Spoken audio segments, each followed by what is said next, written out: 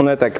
Parashat Shavua, donc c'est Parashat Vayera, j'ai oublié de dire. Leilui Nishmat, Chana Bat Esther, et pour un Zivug Agun Vetaor, j'ai pas oublié. Rivka Bat Mesaouda, très très vite, Bezrat Hashem. Ok, alors je ne sais pas si tout le monde connaît les grandes lignes. Baruch Haba, les grandes lignes de la paracha. Je fais un bref résumé parce qu'on va survoler pas mal de notions.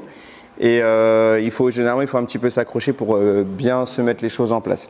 Alors, on est au lendemain de la Brit Mila d'Avraham. Donc Avraham est en pleine souffrance. Et il y a la fameuse histoire des 3 anges qui vont venir voir Avraham.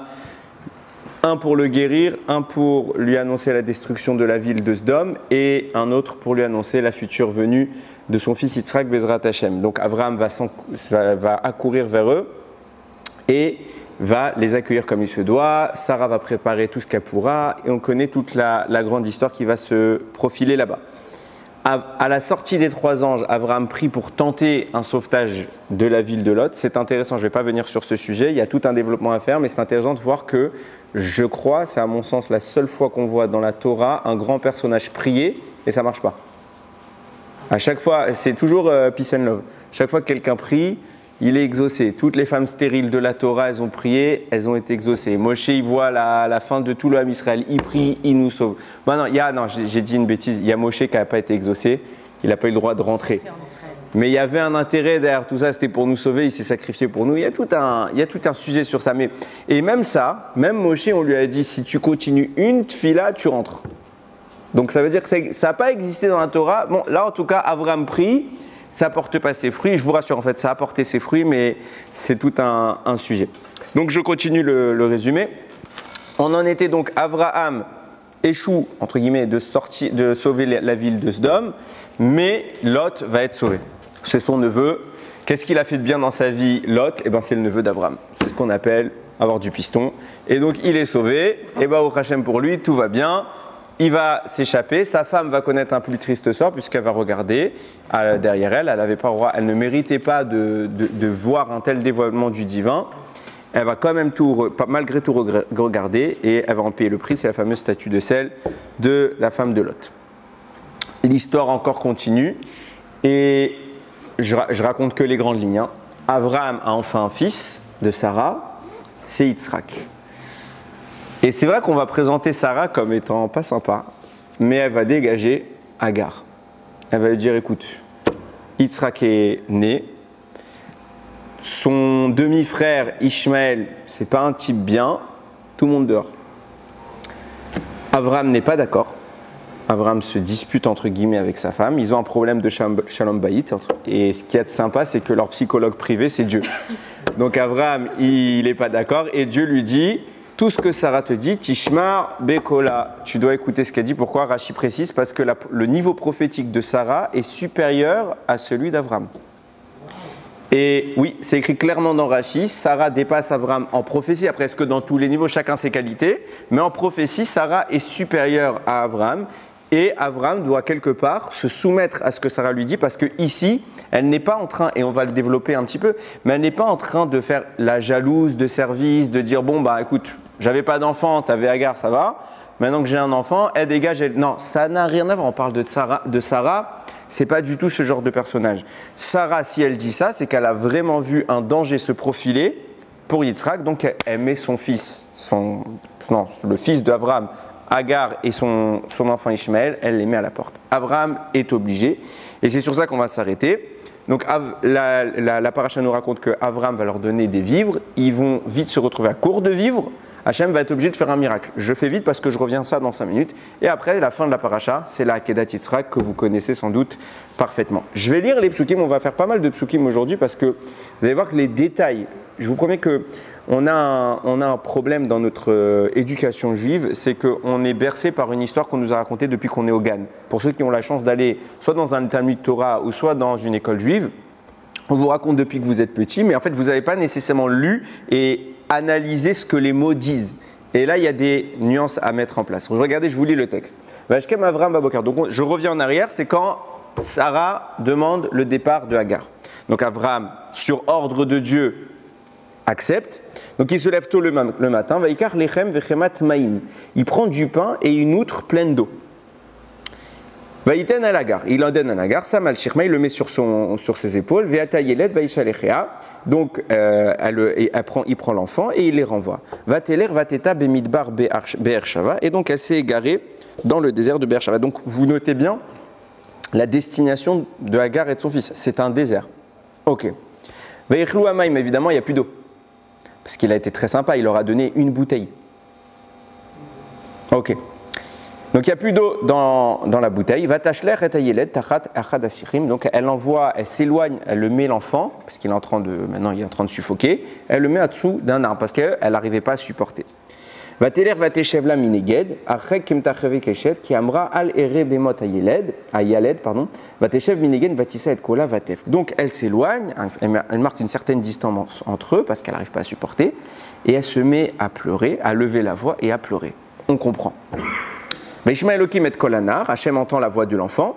Donc vous voyez que ce n'est pas Agar qui est exaucé, c'est l'enfant. Donc c'est que Ishmael, techniquement lui aussi, a prié, puisqu'Hachem entend sa voix. Et il y a un ange, sympa, hein, il y a un ange qui vient voir Agar. Min Hashemaim. La malach Agar, qu'est-ce que tu as? Genre il ne sait pas. Al-Tirei, Kishama Elohim El Kolanar Bacherusham. Tu vois, t'entends pas qu'Hachem il entend l'enfant pleurer, donc tout va bien. Si Hachem il a entendu, tu vas être exaucé. Comment? L'âge qu'il a à ce moment-là, non, oui, 13 ans, puisqu'ils ont 13 ans. Excusez-moi, j'étais en train de confondre avec la Hakeda. Oui. Alors il y a des raisons pour on l'appelle Nahar, ok. De façon simple, on est en train de faire je reste sur l'histoire. Ok, c'est parce que je ne vais pas m'intéresser à ce. Mais il y a des raisons. Même, on va voir que Yitzhak, à 37 ans pour la Hakeda, il est appelé Nahar. Donc, ça reste qu'il y a une raison à ça, mais on met ça de côté, si après on pourra en parler peut-être.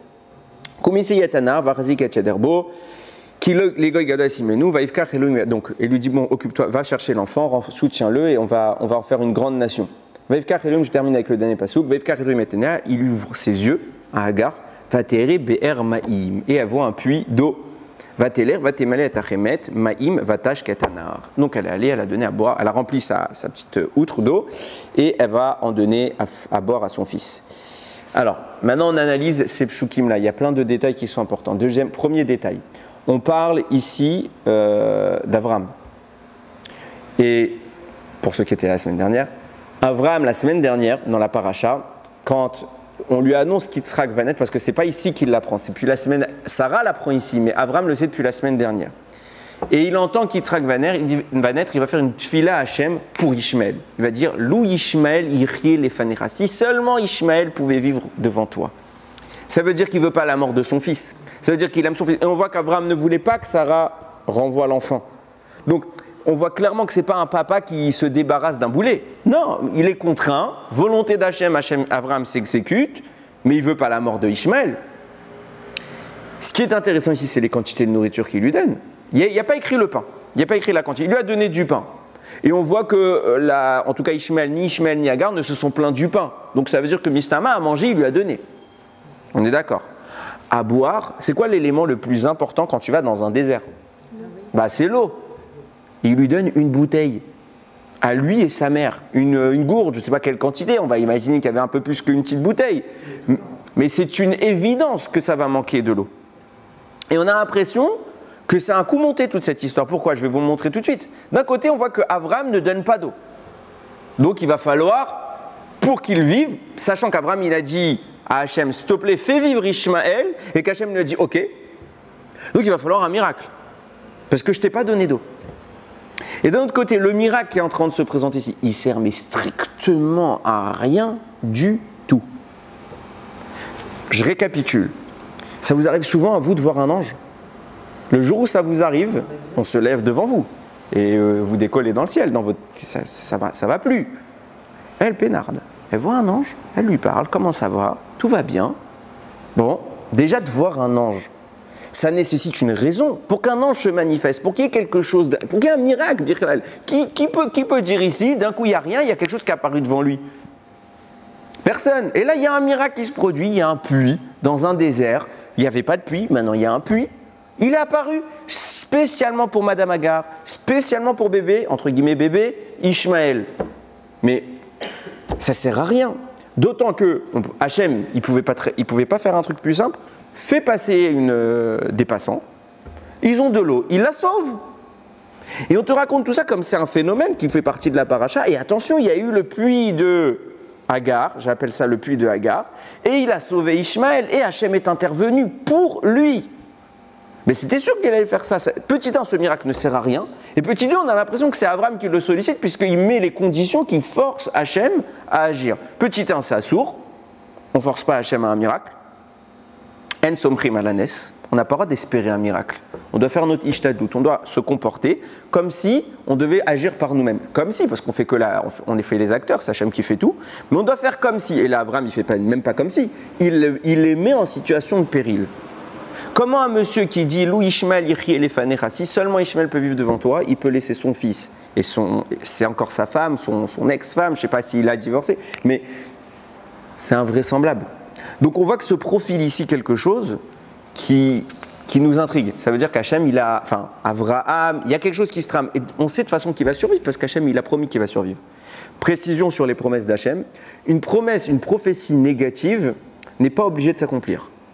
Hachem annonce, par exemple, la destruction de la ville de Ninvé à Yona. Je ne sais pas si vous connaissez l'histoire, c'est ce qu'on lit à Kippour. Il dit à Yona, va dire à Ninvé, fin de l'histoire. C'est pas grave si ça se fait pas. Pourquoi? Parce que le but de la menace, c'est la tchouva. Donc en fait, le but de cette annonce, c'est qu'elle ne soit pas réalisée. Pareil pour le Maboul. Si le Maboul ne s'était pas réalisé, c'est tant mieux. Par contre, une prophétie positive est obligée de se réaliser. Donc si Abraham a entendu de la bouche de Dieu, ton fils va vivre, il va vivre. Limite, il aurait même pu ne pas lui donner de l'eau. Mais bon, ça ne sert à rien de mettre cette situation aussi dangereuse. Donc on voit que ici, comme je le disais, il n'y a rien qui se profile de nécessaire dans ce miracle. Et même le malach qui parle à Hagar, il lui dit rien. Il lui dit, bon ben tiens, il y a de l'eau là-bas. Il n'y a pas besoin d'un malach, montre-lui. Un malach n'intervient que pour donner une information ou pour agir, mais il ne fait rien. Donc il va lui dire quoi? Il va dire, ton fils, ce sera une grande nation, Bezrat Hashem. Enfin non, pas Bezrat Hashem, mais ce sera une grande nation. Du coup, on se dit, bon, peut-être c'est une nouveauté pour Hagar. Non, il lui a déjà promis ça la semaine dernière. Il lui a dit, tu vas tomber enceinte, tu es déjà enceinte, et de cet enfant, tu l'appelleras Ishmaël, et je lui donnerai 12 princes, et ça va devenir une grande... Il lui a dit tout ça. En fait, toute cette histoire, on aurait pu l'enlever de la paracha, ça n'aurait rien changé à notre avancement de nos connaissances. Ça n'a servi à rien. Donc on va essayer de réfléchir ensemble. Pirkei de Rabbi Eliezer, un des plus anciens midrashim, écrit par Rabbi Eliezer, il écrit, c'est quoi ce puits qu'elle a vu? Vous savez, le puits qui va nous suivre pendant 40 ans dans le désert, qu'on appelle le puits de Myriam. C'est lui-même. Wow. D'où vient ce puits? La Mishnah dans Pirkei Avot, le Pirkei de Rabbi Eliezer aussi le rapporte. Il fait partie des 10 créations que Dieu a créées, Ben Hashmashot. Qu'est-ce que c'est que Ben Hashmashot? Ben Hashmashot, c'est le crépuscule. C'est le moment de la journée où, halachiquement, on est dans un vide juridique. Ça veut dire quoi? Est-ce qu'on est encore dans le jour de la veille ou est-ce qu'on est déjà le lendemain? C'est le moment de transition très fin, très subtil entre le jour et la nuit. Ça dure un claquement de doigts. C'est pas 30 minutes? Alors, halachiquement, il va y avoir des débats sur le sujet, mais la Gemara, elle définit de prime abord, la première fois qu'elle parle de Ben Hashmashot, elle parle d'un clignement de cils, je vais y arriver. De paupières pour être français jusqu'au bout. Ok? On a cligné des yeux, voilà, Ben Hashmashot est passé. Donc c'est quelque chose de très fin. Et pourquoi cet instant est intéressant? Parce que Dieu crée le monde en 6 jours, et à la fin du 6e jour, donc le monde matériel est terminé, Adam est né, toute la création physique et tangible est apparue. On rentre dans Shabbat maintenant, 7e jour. Donc on n'est plus dans le matériel, on entre dans une dimension purement rouhani, purement spirituelle. Et entre les deux, à la jonction des deux mondes, ça s'appelle Ben Hashmashot. Que fait Dieu à cet instant? Il crée 10 choses. Entre autres, des choses que vous connaissez, le bâton de Moshe. Pourquoi le bâton de Moshe? Parce que le bâton de Moshe est l'élément qui brise la nature, qui est capable de faire la transition entre un monde matériel, où les règles sont rationnelles, et un homme qui vient et qui abat 10 plaies surnaturelles sur le monde. Donc tous les éléments, on ne va pas tous les citer, mais tous les éléments qui apparaissent là-bas sont des éléments de transition entre un monde et un autre, entre le matériel et le spirituel. Qu'est apparu là-bas? Le puits de Myriam. il existe un puits fournissant de l'eau qui va nous suivre pendant 40 ans dans le désert. Quand Myriam va partir, il va disparaître, Moshe va devoir prier pour le ramener. Il y a toute une histoire. Ce même puits qu'on a le mérite d'avoir, qui est extraordinaire, ce puits, il faut lire les midrashim sur ce puits. Ramim, ils disent, vous connaissez les midrashim sur la manne, qui dit que la manne, elle prend le goût de l'aliment qu'on souhaite. Eh bien, le puits a pour particularité de prendre le goût de la boisson qu'on souhaite. Le puits a pour particularité de faire jaillir son eau à l'entrée de la porte de tous les Bnei Israël. Il y a écrit qu'on pouvait même, tellement qu'il y avait une capacité de produire de l'eau dans ce puits, qu'on pouvait y mettre des bateaux. Alors on n'a pas dit que dans le désert, les Bnei Israël, ils ont construit des bateaux et qu'ils se sont mis à faire du surf, aucun rapport. Mais c'est pour donner la puissance, la capacité de ce puits. Oui. C'est vrai que je me coupe, mais c'est pas bien, mais j'ai une question. Pendant ce moment-là, est-ce que pour nous, il y a éventuellement, ce serait propice justement de prier à ce moment-là même Ben Hashmashot? Ouais. Je sais pas. Je pense pas particulier. Je sais que le Harizal préconisait de prier toujours en journée et jamais la nuit. Maintenant, c'est pas la halakha. La halakha elle donne des horaires précis de prière. Le seul moment qu'on connaît dans la journée qui est vraiment un moment propice à la tefila, c'est le Netzach Hama. C'est l'inverse. C'est le matin quand le soleil apparaît. Mais après, peut-être, j'ai pas la prétention de tout connaître. Donc, je veux pas vous dire une. C'est des choses surnaturelles à ce moment-là. C'est pas à ce moment-là. Je précise, c'est parce qu'on est au 6e jour de Bereshit. Il faut bien comprendre que il y a eu un Ben Hashmashot au premier jour, au deuxième, au troisième, au quatrième, au cinquième de Bereshit. Et il n'y a rien de particulier qui s'y produit parce qu'on reste dans le monde matériel. Ce qui est intéressant, c'est le 6e jour qui fait la transition entre la fin de la création tangible et le début d'une création divine. Ce 6e jour, le vendredi soir, Ben Hashmashot, peut-être il y a quelque chose. Alors oui, parce que j'avais entendu récemment, un peu fort et d'entendre, j'avais entendu récemment en fait avec la Kabbalah de Shabbat, c'est ce moment-là en fait, et c'est justement avant la tombée de la nuit complète. Non, la Kabbalah de Shabbat est toujours avant. Bien, c'est pendant le jour. Oui, mais c'est juste pour la transition qu'on reçoit en fait une nouvelle Neshama, mais c'est pendant qu'il fait encore jour, c'est avant Ben Hashmashot. Oui. On le fait justement juste avant. Ouais, donc c'est pas encore la... Bon, peut-être qu'il y a quelque chose à creuser dessus. Je reviens sur ce que j'évoquais. Donc, ce puits-là va nous suivre pendant 40 ans. Plus que ça, nous, on voit qu'il est présent chez Agar, mais il y a un commentateur sur le Pirkei des Rabbi Eliezer en marge, comme ça, qui s'appelle le Radal. Il dit, mais attention, il était déjà là, le puits, elle ne le voyait pas, c'est tout. Mais elle ne pouvait pas le voir. Et Hachem a fait le miracle de la rendre capable de le voir. Et quand on va plus loin dans le Midrash, on voit que dans notre paracha, dans la paracha suivante, on va beaucoup parler de puits. Il y a les puits que Avraham va creuser et qu'il va se disputer avec les Pélishtim. Ces mêmes puits-là, nous dit la Torah, paracha de la semaine prochaine, Yitzhak va devoir les recreuser. Et lui aussi, il va creuser des puits. Alors, on n'est pas dans un livre d'histoire, hein. Bien que ça se présente comme ça, le récit de Bereshit surtout et de Shemot, on n'est pas du tout dans un livre d'histoire. Chaque mot, il a son pesant d'or. Donc, pourquoi on nous parle de tous ces puits? Nous dit le Midrash, sache que tous les puits dont on parle, c'est un puits. Qui va siéger où? À Be'er Sheva. Pourquoi Be'er Sheva? Sheva c'est 7, Be'er c'est le puits, parce que ce puits va se manifester 7 fois au travers de Avraham et de Yitzhak. Et à chaque endroit où vont aller Avraham et Yitzhak, le puits va les suivre. Ça veut dire quoi? Ils vont creuser des nouveaux puits, donc il va y avoir un nouveau monument qui va apparaître. Simplement, ce qu'on exprime ici, ce n'est pas de dire que physiquement le puits est apparu, c'est qu'au contraire, spirituellement le puits est apparu. Ça veut dire qu'il va apparaître une source d'origine divine qui va s'adjoindre et s'habiller dans la construction que feront Avraham et Yitzhak, et dans cette apparition-là, l'eau jaillira. Et ce puits-là va les suivre partout. Et là, ça devient un peu plus compliqué. Le Midrash précise, ce puits-là est la source de laquelle, à la fin des temps, jaillira. Vous savez que dans le Beth Amikdash, il y a le Kodesh HaKodashim, le Saint des Saints. Là-bas, nous dit Zecharia, à la fin des temps, une grande source d'eau jaillira et elle recouvrira la terre progressivement pour permettre d'abreuver tout le pays d'Israël. Et cette eau-là aura pour vecteur la reconstruction du Pas que du troisième temple, parce qu'on est déjà dans le Kodesh HaKodashim, mais de toutes les ruines d'Israël, au sens spirituel, pas qu'au sens matériel, parce que Baruch Hashem, on est déjà dans la reconstruction d'Israël, mais là, il va y avoir un acheminement du divin sur terre.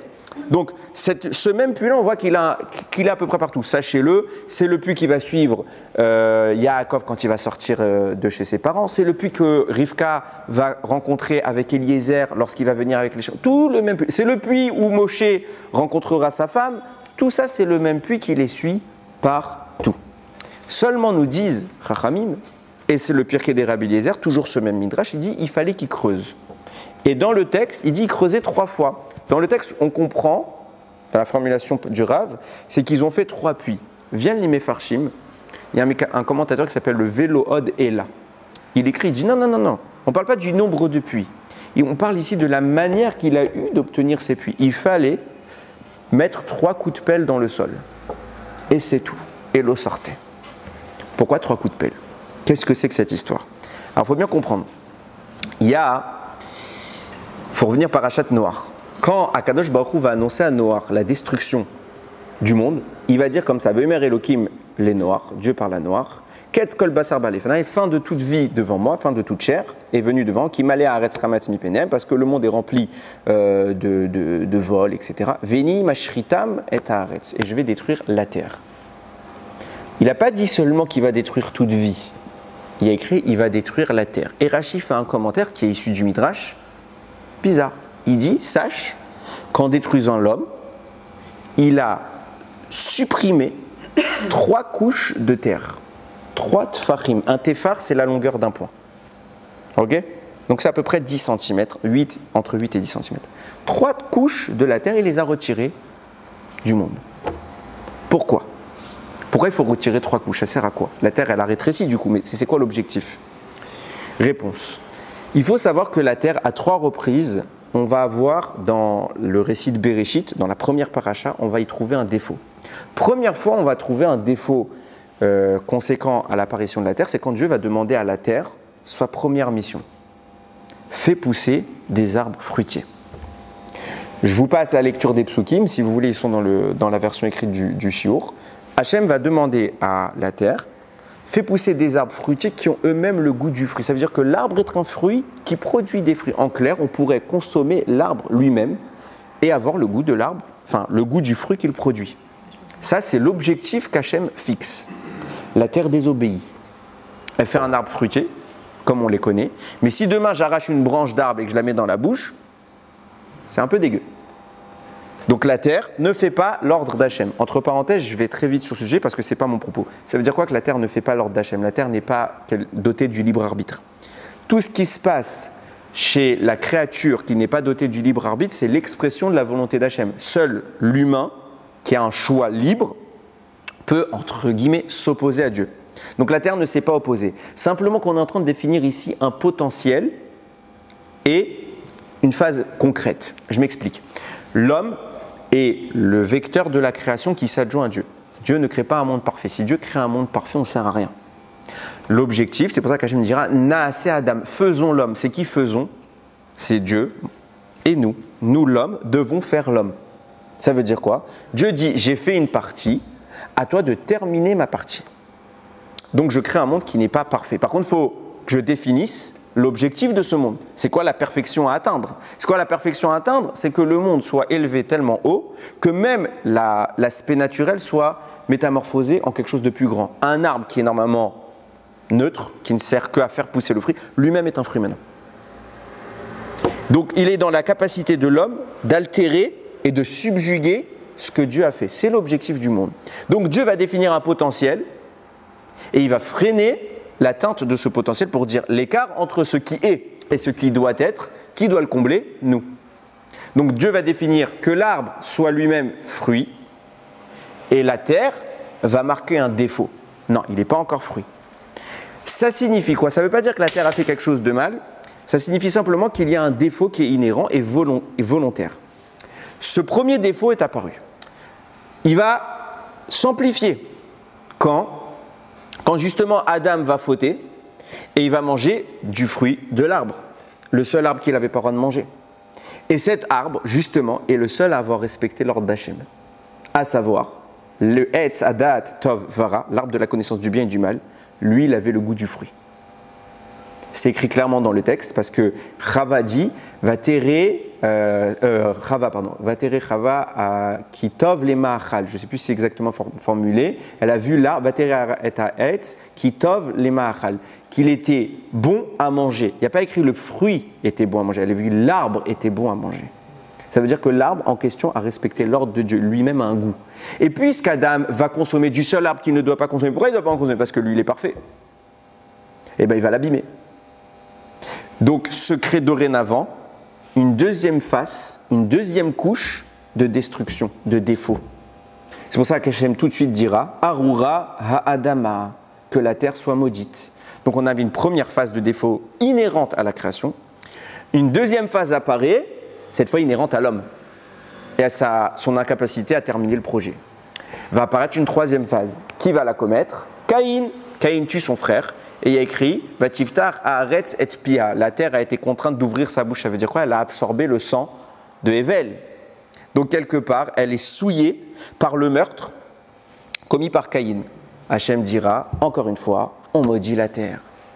Donc, il va y avoir 3 strates de terre, 3 couches, qui sont quelque part altérées, et que Akadosh Baruch Hu va dire au moment où le monde arrive au summum du mal, au moment où le monde ne justifie plus sa présence, je vais détruire l'homme, mais quand je vais reconstruire, je vais devoir supprimer les traces négatives. Et donc il va enlever 3 couches de terre, les 3 couches de la faute.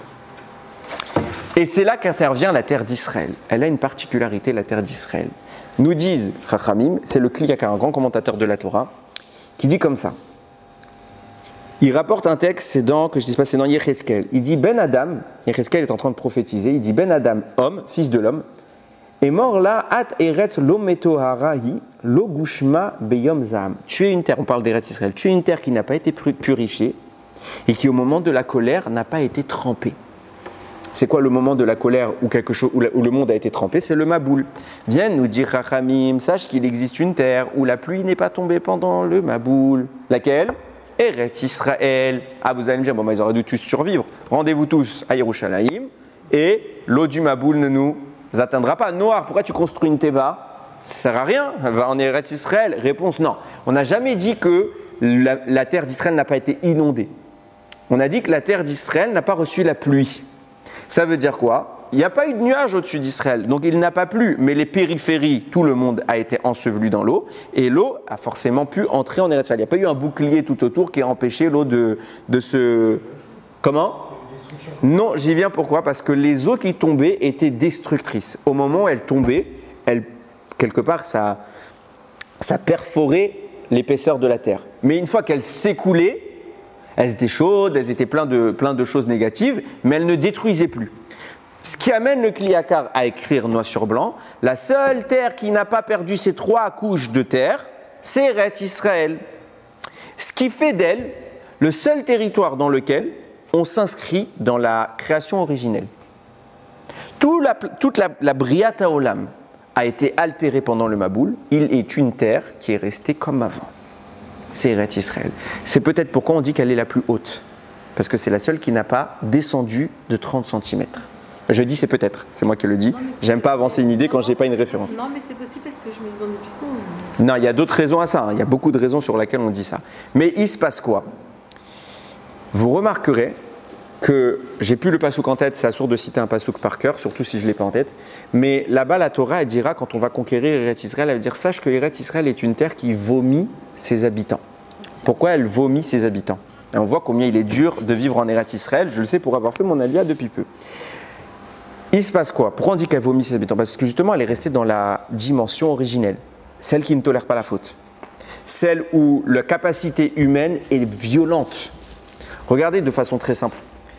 Adam fait une faute, ça fait 5783 ans qu'on essaie de la réparer. Il a fait une action, on n'arrive pas à la réparer. Pourquoi? Parce que notre potentiel n'est plus le même. On est dans un monde qui a été changé. Avant, il vivait des siècles, aujourd'hui, on vit tout juste un siècle. Si on y arrive, on est déjà pas mal. Avant, ils étaient très grands, maintenant on ne l'est plus, etc., etc. Ça veut dire qu'il y a eu une altération des capacités de l'humain et de la création générale. Avant, on pouvait faire de grandes choses en même temps qu'on pouvait détruire à grande ampleur. Maintenant, on ne peut plus détruire à grande ampleur, mais on ne peut pas non plus construire trop vite. Donc ce que Adam a fait en un jour, en quelques minutes, il nous faut des siècles, voire des millénaires pour le réparer. C'est pour vous dire à quel point le monde a changé. Ce qui explique pourquoi Noach est devenu fou en sortant de la Teva. Noach, il sort de la Teva, il boit de l'alcool. Alors il y a toute une raison, on en parlera un petit peu tout à l'heure. Mais pourquoi il boit de l'alcool? Sens simple, parce qu'il vivait dans un monde, il ne reconnaît plus rien. C'est pas qu'il ne reconnaît pas le décor, évidemment, mais le monde, c'est plus du tout le même. C'est rien à voir. Une nouvelle Bria Taolam est apparue. C'est-à-dire quelque chose qu'il ne connaît pas. C'est comme s'il change de planète. Et il a peur, il ne sait pas où est-ce qu'il est, il n'a plus de repères, et il tombe dans l'ivresse. Maintenant qu'on a expliqué ça, on comprend pourquoi faire sortir le puits dont je vous parle, qui a été créé à Bereshit, qui s'inscrit donc dans une qualité première, il faut creuser 3 fois. Puisqu'on est en Eretz Israël, où est-ce qu'elle est la terre qui n'a pas été encore profanée? Israël n'a pas perdu les 3 couches de l'impureté. Donc c'est encore en dessous. Donc Avram doit faire un premier jet, un deuxième jet, un troisième jet. Et en dessous de ça, il arrive dans une terre pure. Et qu'est-ce qui jaillit? Le puits de la création. Ça veut dire quoi? Ça nous laisse entendre que ce puits-là, cette eau-là, s'inscrit dans une démarche de tikkun, dans une démarche d'un monde pur, réparé, sans défaut. Tant qu'il y a le défaut, il n'est pas là le puits. Dès qu'il n'y a plus le défaut, subitement, il n'y a pas besoin d'un grand effort. Il faut juste outrepasser le mal, sourmera, enlève le mal, va à Setov, et d'un coup, ce puits-là apparaît. Et c'est là que ça devient un peu plus compliqué. Ayant tout ça à l'esprit, qu'est-ce qui va se passer? Il y a, dans notre paracha, juste avant la Hakeda, on va parler du puits dont dispose Avram, toujours ce puits qui se retrouve un peu partout. Et Avram va parler à un monsieur qui s'appelle Avimelech. Et là-bas, il va lui dire, écoute, Avimelech c'est le roi local, il va lui dire, tes sujets m'ont volé un puits.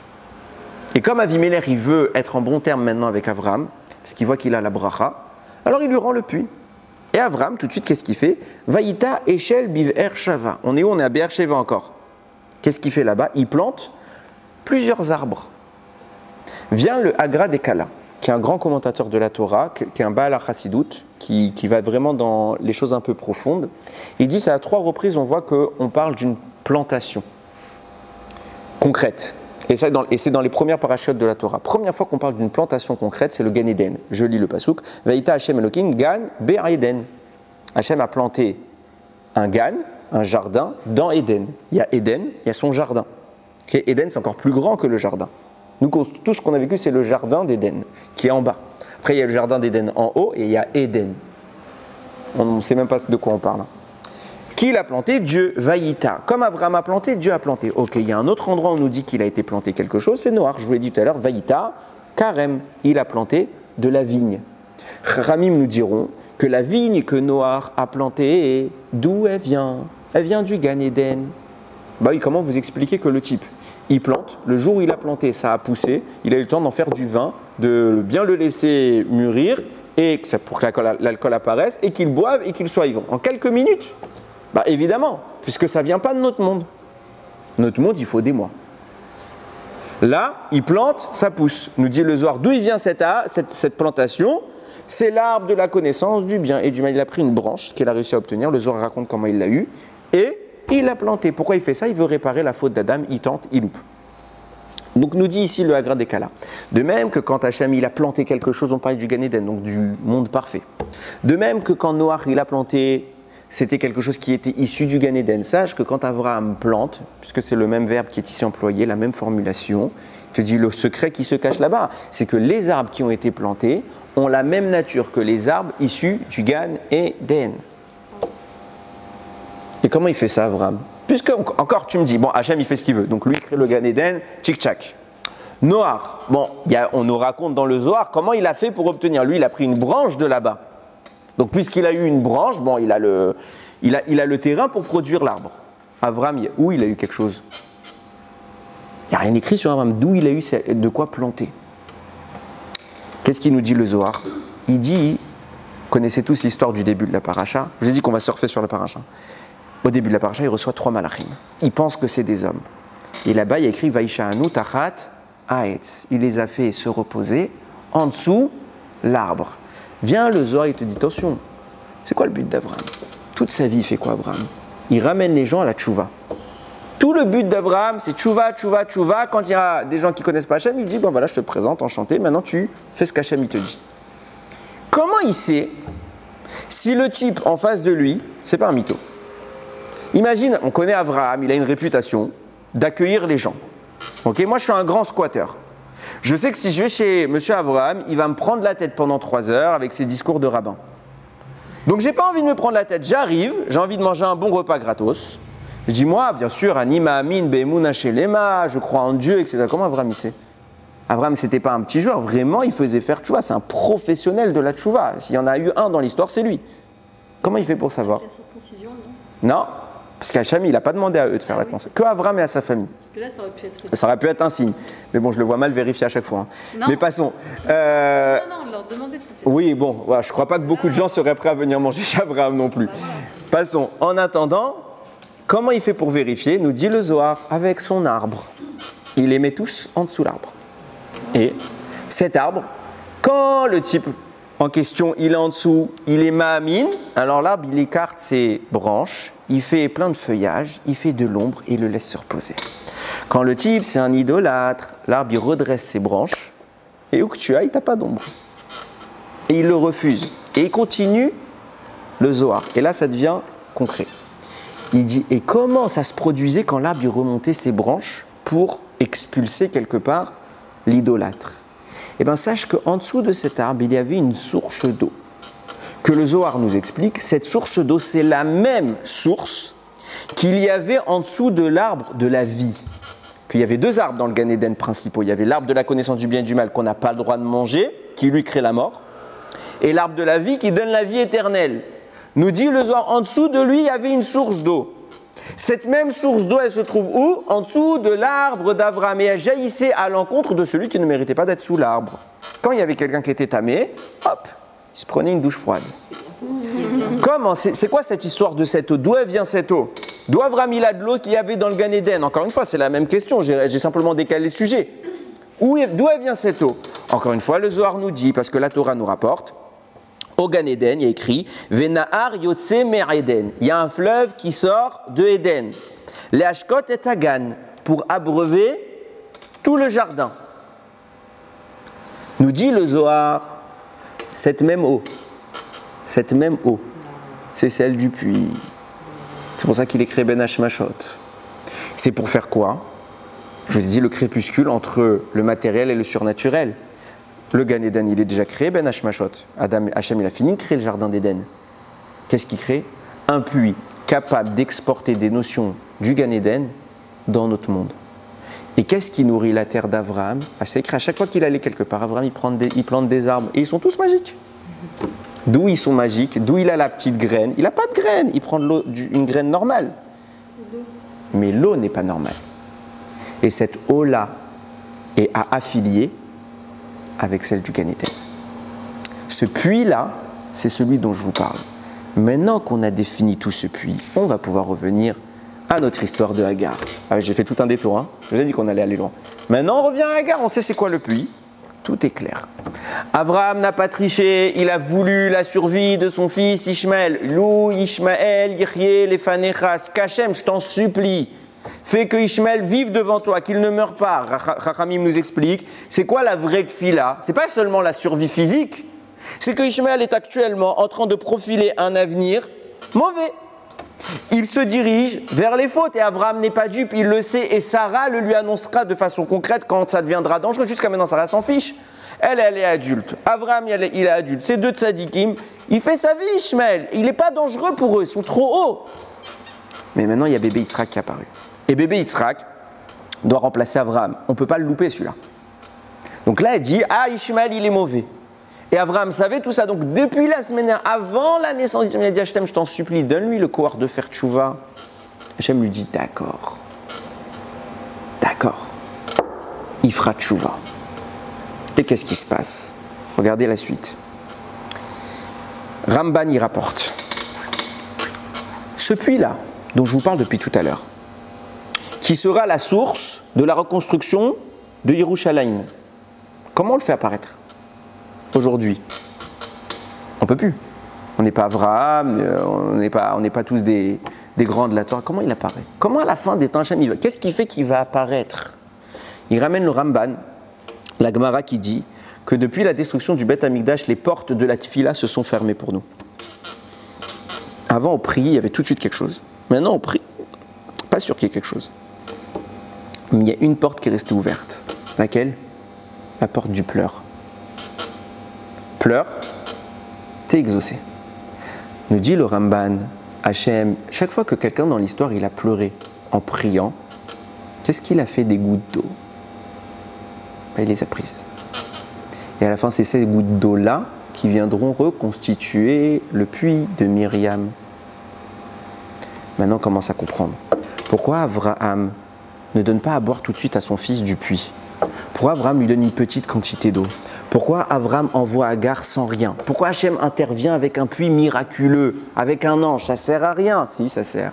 Parce qu'Hachem, il a promis à Abraham, ton fils, il va vivre, il n'y a pas de problème. Mais je te promets non seulement qu'il va vivre matériellement, mais spirituellement, il va faire tchouva.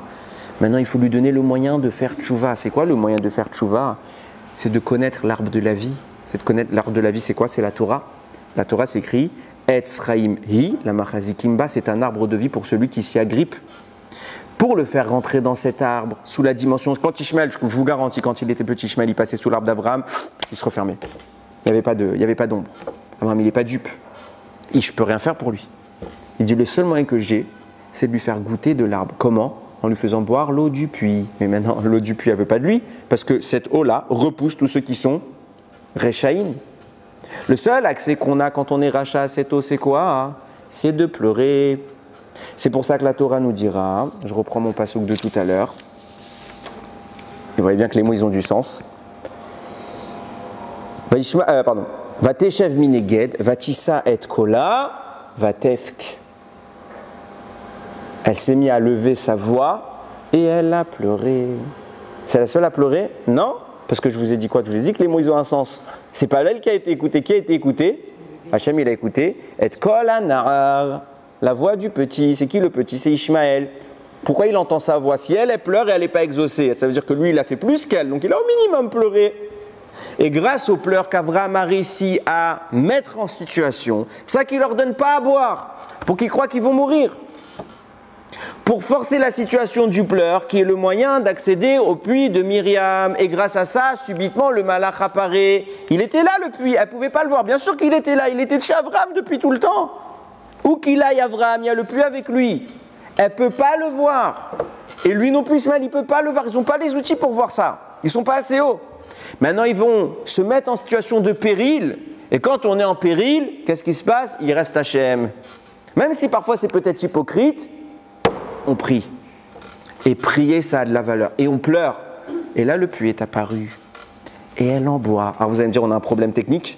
C'est quoi? C'est plus tout ce que je vous explique depuis tout à l'heure, c'est que ce puits, il est surnaturel. Et que puisqu'il est surnaturel, il a la capacité de faire tchouva à Agar et à Ishmaël. Donc ça aurait dû tout de suite devenir des tzadikim. Pourtant, Rashi nous dit, tout de suite au moment où ça se passe, elle s'en alla. Qu'est-ce qu'elle a été faire? Elle a été faire de l'idolâtrie. Agar. On est où là? Bah, tu viens de me dire que magie. Il a bu le puits, c'est devenu une tzadékette. Elle aurait dû devenir une tzadékette. Ishmaël tout de suite, elle aurait dû devenir un tzaddik. C'est ce qui s'est passé? Pas du tout. Et pourtant, c'est ce que moi j'explique, ou du moins je tente d'expliquer depuis tout à l'heure. Et regardez comment les choses sont bien faites. On croit encore une fois que c'était pas des tzadikim, mais encore une fois on lit pas le texte. On nous raconte une histoire, donc on a compris l'histoire, et quand on étudie, on se rend compte qu'on n'a rien compris. Regardez dans les mots. Avraham a bien dit à Agar, à Hachem, Lou Ishmael Yichye Levanecha. Et qu'est-ce qui se passe? Rashi nous dit, lui il écrit, c'est pas moi, elle est partie faire Avodah Zara, elle est repartie dans les mauvaises habitudes de son père. Ok. Pourtant, parachat de la semaine prochaine, le fameux serviteur d'Avraham, Eliezer, va chercher une femme pour Yitzhak. Cette femme sera Rivka et il y a encore le puits qui va apparaître. Très bien. Fin de l'aventure, Rivka revient avec Eliezer. Qui apparaît quand ils arrivent en Eretz?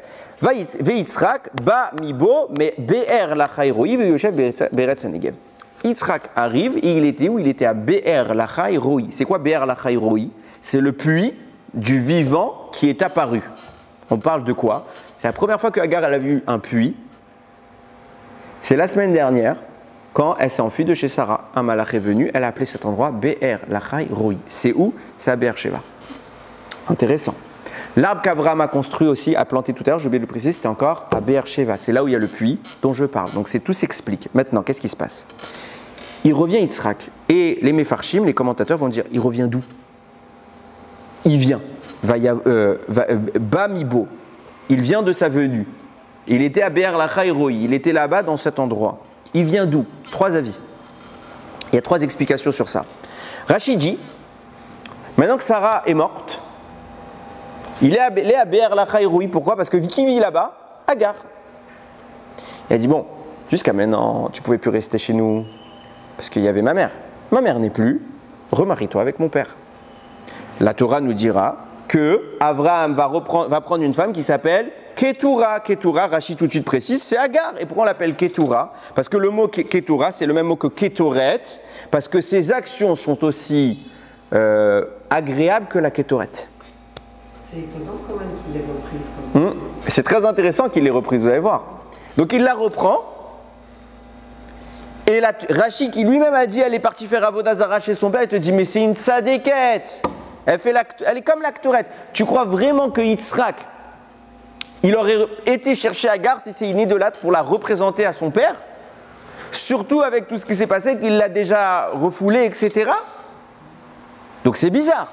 Soit elle est tzadékette, soit elle n'est pas tzadékette. Deuxième avis, Sforno. Sforno aussi c'est un grand commentateur, vous le trouvez dans les Mikra Gdolot. Il ramène. D'où il vient? Il a été à Be'er Lachai Roi pour prier. Pourquoi il a été prié? Parce que là-bas, Agar a été exaucée. Mais c'est même pas sa mère. Elle n'est même pas en famille avec lui, elle est loin pour lui. Tu vas à un endroit où tu as été exaucé, fais comme ton père. Abraham, il a été exaucé à plein d'endroits, va dans les mêmes endroits que ton père. Là, il y a un héritage familial. Mais Agar, parce qu'elle a été exaucée, elle, une fois dans sa vie là-bas, waouh, c'est génial. Va dans les endroits où papa Abraham, il a prié. C'est encore plus puissant, c'est qu'Abraham, il a prié au Beth Amikdash. Va le prier là-bas, à l'endroit du futur Beth Amikdash. Va prier là-bas. Là, si tu veux un vrai endroit de tefila, non, il va à Be'er Lachai Roi, là où Agar, elle a prié. Qu'est-ce que tu vas faire là-bas? Troisième avis, le nom de ce Rav, c'est le Riva. C'est un des descendants de Rashi. Il dit, il revient du Gan Eden. Pourquoi? Je fais une toute petite parenthèse. Quand il y a eu la Akedat Yitzhak, on connaît l'histoire, Hachem a dit stop, tu fais rien. Sauf que Yitzhak est bel et bien mort. Il est mort, Yitzhak. Pourquoi? Je vous le fais en très bref, je vous en supplie, ne posez pas de questions. Ok? Non, parce que c'est hyper compliqué. Après, si vous voulez, on peut en parler. J'ai plein de shurim sur ça. C'est pas que je veux éluder la question, c'est que sinon on va partir sur un autre coup de shiur d'une heure. J'habite loin.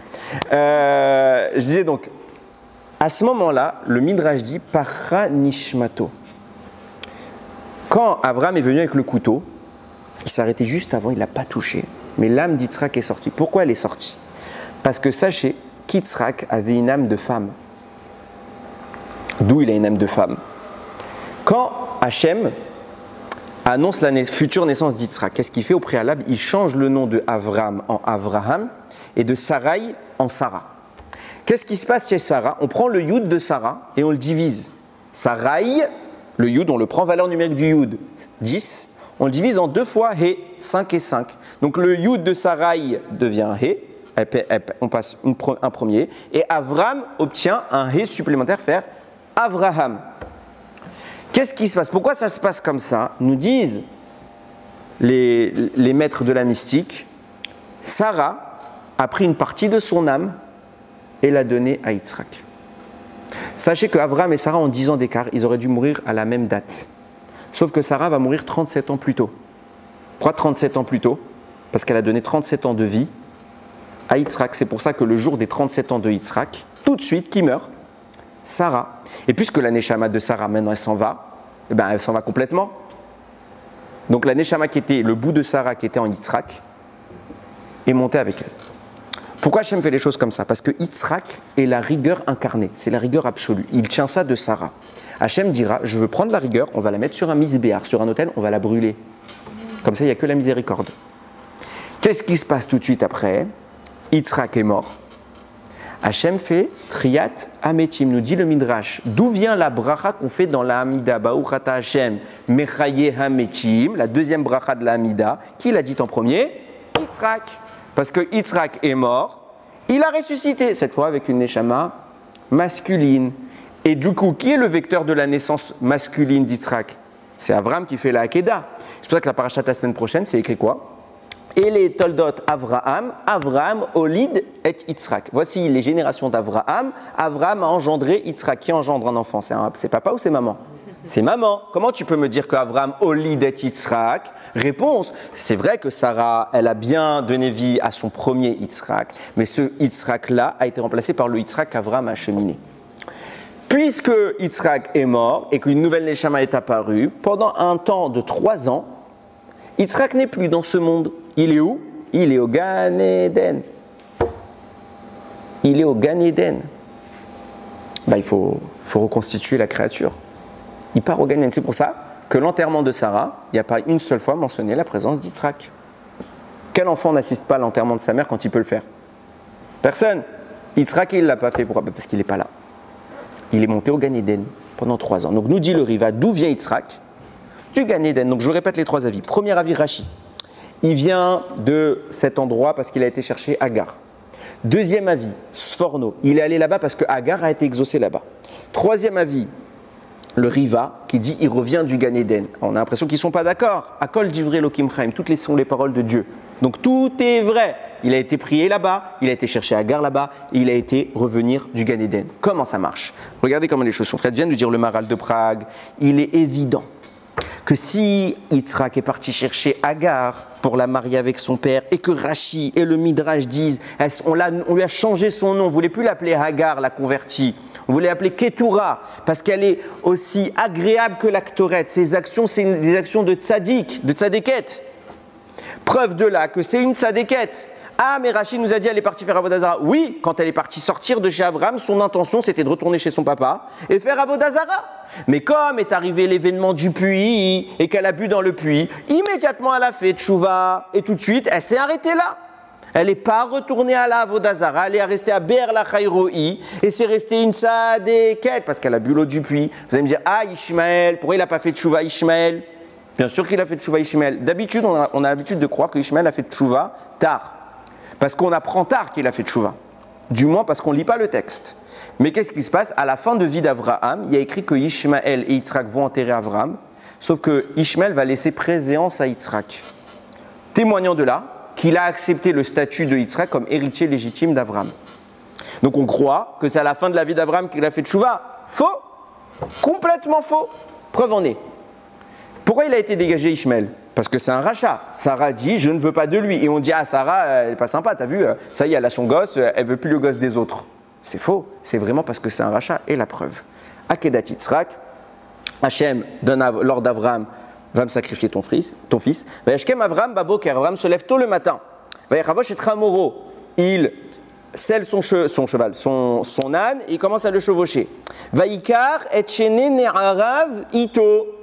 Il prend ces 2 jeunes hommes, Vet Yitzhak Beno, et en troisième personnage, son fils. Rachid dit, c'est qui les 2 jeunes hommes? Eliezer, son serviteur, et son fils Ishmaël. Mais qu'est-ce que tu fais là, toi? T'as été dégagé. Et la raison pour laquelle t'es dégagé, c'est que t'es un rachat. Et d'où ils partent là, Avraham? Ils partent de chez lui. Donc s'il prend Ishmaël, c'est qu'Ishmaël, il n'est pas loin. Il vit encore avec eux. Mais toute l'histoire qu'on vient de nous dire, il l'a dégagé. Réponse, quand Ishmaël il a bu l'eau du puits, il a fait tchouva. Et Sarah, quand elle a appris qu'il a fait tchouva, viens à la maison, j'ai plus de problème contre toi. C'était pas une guéguerre entre moi et ta mère. Viens à la maison. Et preuve en est, Ishmaël du vivant d'Abraham, il a fait tchouva. Parce qu'il a bu le puits. Donc qu'est-ce qu'il fait à Yitzhak? Il va chercher, maintenant que Sarah est morte, il va chercher Agar, la tzadéket. Suite de quoi? Oui. Dis-moi, si Ishmaël il a fait teshuva, tu peux m'expliquer pourquoi sa descendance elle l'a pas fait? Alors le seul homme, le premier homme qui a initié une notion de transmission, c'est Abraham. Et la Torah le témoigne. C'est le seul qui a appris à ses enfants. Lui, il était un tzaddik pour lui. Ses enfants, non. C'est le papa, c'est l'exemple typique du papa que c'est un Talmid Chacham. Qu'est-ce qu'il fait toute la journée? Il étudie, il étudie, il étudie. J'ai pas le temps pour autre chose. Limoud, limoud, limoud, limoud. Et ton fils? Ah, j'ai pas le temps. J'ai pas le temps pour mon fils. Que de limoud, que limoud, que limoud. C'est bien d'étudier. Mais, principe de base de l'éducation, principe de base de la vie, puisque Hachem veut qu'on ait des enfants, c'est qu'à un moment de ta vie, tu dois te réduire, tu dois te restreindre pour permettre à quelque chose d'autre d'éclore. C'est ce qu'on appelle l'éducation. Un homme, comme une femme, qui va se consacrer qu'à lui, alors il peut être très grand, il peut être très haut, mais ses enfants, ils ne vont pas suivre. C'est ce qu'il a fait Ishmaël. Il a su être sadique, il n'a pas su rendre ses enfants de sadikim. Donc ils n'ont pas suivi le chemin d'Abraham. Mais ils se tiennent tous d'Abraham. C'est comme nous, on est les mêmes, hein. Je vous promets, on est les mêmes. Vous avez toujours les gens, quand ils ne sont pas toujours des grands tzadikim, etc., on n'est pas tous. On cite toujours notre ancêtre qui était un grand rabbin. Tu sais, moi j'avais un papy, c'était un rabbin. On cite toujours ce que les autres sont, mais ce que nous ne sommes pas. Ben, c'est ce qu'ils ont fait eux. Ils ont dit, ah, nous, Ishmaël, ah, papy Abraham, ah, nous, rien. Voilà ce qui s'est passé. Voilà comment le monde musulman est apparu. De façon un peu schématisée, bien sûr. Je reviens à ce que je disais. J'en étais où? Ouais, donc il est allé, il a ramené Agar. Maintenant, on nous dit il a été prié là-bas. Pourquoi il a été prié là-bas? Ben, c'est ce que je vous ai dit. Il revient du Gan Eden. Et qu'est-ce qui s'y passe là-bas? C'est le lieu où il y a le puits. C'est Be'er Sheva. C'est le lieu du puits qui fait la transition entre quoi? Entre ce monde et le Gan Eden. Comme le disait le Hagra d'Ekala, la capacité du puits. Pourquoi c'est de l'eau qui vient du Gan Eden? C'est pour que celui qui en boit, et comme ça Abraham en a bu pour le transmettre génétiquement à ses enfants, celui qui en boit, il est lié au Gan Eden. Comme ça, après 120 ans, on peut monter, nous, au Gan Eden. Donc, quel est le lieu où il réapparaît Yitzhak? Be'er Sheva, Be'er Lachai Roi, c'est le même endroit si on veut. Pourquoi il est là-bas? Justement, il est en train de prier parce que où est-ce qu'il doit revenir? Il revient du Gan Eden. C'est là-bas qu'il apparaît.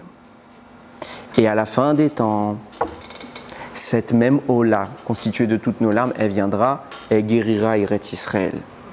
La conclusion qu'il faut tirer de ça, et je vais terminer avec ça. Tout ce que je viens de vous dire, toute cette mise en scène, elle est compliquée la mise en scène. Tout ça, c'était juste pour que Agar voie un puits qu'elle n'arrivait pas à voir, qui était juste à côté d'elle. Le message, il est clair. On a tout devant nous. On a toujours tendance à croire, ouais, mais moi, je ne peux pas faire Torah en mitzvot. Je peux pas, parce que moi, tu comprends, j'ai tel problème dans ma vie. Shabbat, c'est difficile pour moi parce que c'est toute ma parnassa. Limouda Torah, c'est difficile pour moi. Moi, mon papa, c'était pas un Talmid Chacham, je sais pas traduire, je suis francophone et que j'y arrive pas. C'est dur, c'est loin, c'est loin. Non. Le puits, il était devant elle, elle le voyait pas. Elle le voyait pas. Il y a deux derrière dans la vie. Celui qui veut voir et celui qui ferme les yeux. Tout le monde, je dis bien tout le monde, il n'existe pas un être humain sur Terre qui ne peut pas être proche d'Akadosh Baruch Hu. Tout le monde, on est né pour être proche d'Hachem. On n'est pas né pour autre chose. Il faut arrêter de se voiler la face, sans jeu de mots, se voiler la face et de dire je ne vois pas ce qu'il y a. Oh mais moi je ne connais pas Dieu. Oh et moi, et moi, et moi, et moi. Ta vie on s'en fiche, sans vouloir froisser qui que ce soit. Tu es là parce que tu es créé pour l'objectif que Dieu a mis en toi. Jusqu'à quand tu vas faire semblant de ne pas voir? 5783 ans qu'Hachem il attend. Et 5783 ans qu'on fait comme ça. Il y a un moment, il faut ouvrir les yeux. Quand on veut, on peut. Et Hachem il ferme la porte à personne. Même à Agar, même à Ishmaël. Que eux, c'était pas joué d'avance. Alors que nous, qu'Hachem il a fixé en nous tout son espoir. Nous, c'est joué d'avance. Je le garantis, Rashi le dit, la Gemara le dit. Si un jour quelqu'un il vient te dire, j'ai étudié dans ma vie, mais j'ai pas retenu la Torah. Tu peux le croire parce que là, il y a aucune promesse de retenir la Torah. Par contre, si quelqu'un vient et te dit, j'ai étudié, mais j'ai pas compris, sache que c'est un menteur. Parce qu'il y a une promesse d'Hachem que tout celui qui se cassera un peu la tête, il comprendra au moins un peu. Pourquoi? Parce que les choses elles sont proches de nous. Elles sont pas loin. L'Oba Shamaimi, c'est pas dans le ciel. Moshe, il est parti nous la chercher dans le ciel, cette Torah. Maintenant, elle est là. Jusqu'à quand on va passer notre vie à se dorer au soleil, à glander, à penser à nos carrières, à penser à nos vacances? C'est bien, je dis pas qu'il faut pas faire ça. Mais quand est-ce qu'on pense à papa? Yéhiratson, qu'on se renforce tous les jours de notre vie, qu'on se réveille tous les matins, qu'on dit Poké Arrivri, Machem, il nous donne la vue qu'on est des aveugles. Sens simple, grâce à ça on voit. Sens un peu plus ésotérique, donne-moi la possibilité de te voir. David Amelech, il a dit à Hachem, Gal Enai, dévoile mes yeux que je vois, Venire Nifleotera, Ver'e Nifleotera, que je vois tes prodiges. C'est quoi tes prodiges? Ta Torah. Je veux te connaître. Shlomo Ameler, il dit dans Shirachirim, Yishakeni minishikot piou, qui m'embrasse des baisers de sa bouche. De qui on parle? De Akadosh Baruch Hu. Je veux que tu sois aussi proche que de moi, que de mon épouse. C'est le rêve de l'homme le plus sage de la planète. Voilà à quoi il pense Shlomo Ameler. Il dit, j'aimerais qu'Hachem soit aussi proche comme ça. Nous, on y pense. J'avais toujours une mauvaise manie avec mes élèves. Je leur disais tout le temps, vous faites votre tefila tous les jours. Baruch Hashem, ils sont à l'école, ils sont obligés. Vous faites la tefila. Vous faites combien de brachot dans la journée où vous dites Baruch Ata Hashem? Et combien sur toutes ces dizaines, ces centaines de fois, une seule fois, vous avez vraiment pensé à Hashem? On le dit, on a fait lecture. Baruch Ata Hashem. C'est quoi Baruch? C'est quoi Ata? Et c'est quoi Hashem? J'ai fait ma bracha, qu'est-ce que tu me veux? Ça, c'est celui qui fait l'acteur. C'est un comédien. Nous, on veut être des gens qui voient. On veut comprendre ce qu'on dit. On veut connaître Papa. Il ratsonne que très très vite Akadosh Baruch Hu se manifeste, que ses eaux se puent et réapparaissent, nos pleurs qu'ils n'aient pas servi à rien, le pleur de nos ancêtres qu'ils n'aient pas servi à rien, et que très vite Akadosh Baruch Hu reconstruise Eretz Israël, Yerushalayim, et à son centre le Bet Hamikdash avec Mashiach, Bezrat Hashem, Baruch Adonai Leolam, Amen ve Amen.